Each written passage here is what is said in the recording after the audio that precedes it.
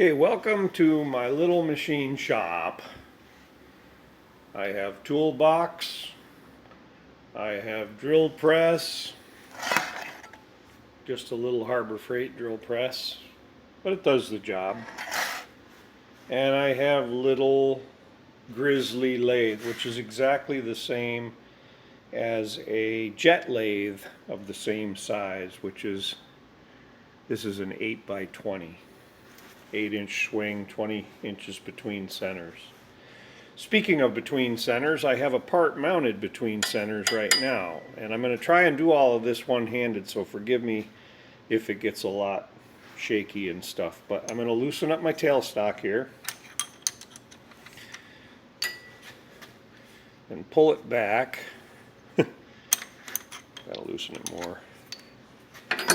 And out pops, out pops the part. I have a center in that end, and in the tailstock end, and I have a live center, a number 3 Morse taper center locked into the spindle of my lathe. And it's a live center because it rotates.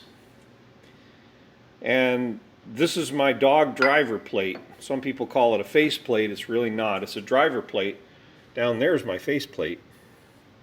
That's made of steel with lots of tapped holes in it. This is just a dog driver plate, and this is a driver dog, which locks onto the part with a set screw.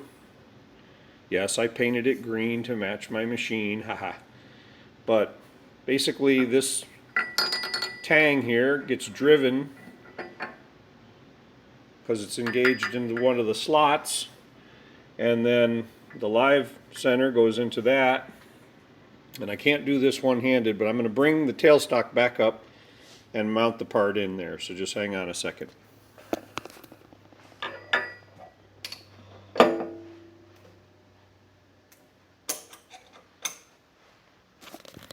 Alright, couldn't do that one-handed.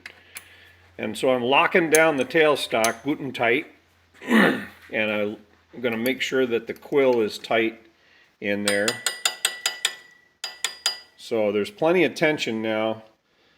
This is a live center too with a bearing. So it's all locked in and ready to go. And I have a turning tool mounted in my tool post. Around and around she goes.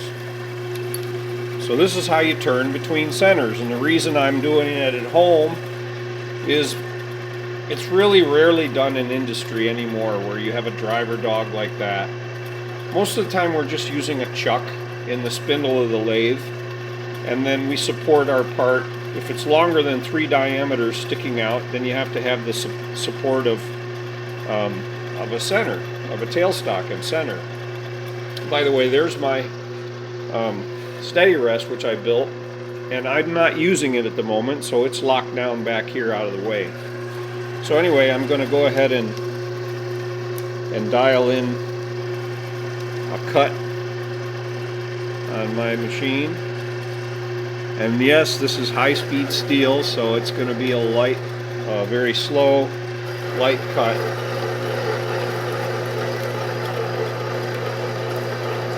And that's how it works. Works pretty good. It's not as rigid as using a chuck to grab onto your part, but back in the old days, chucks were in short supply.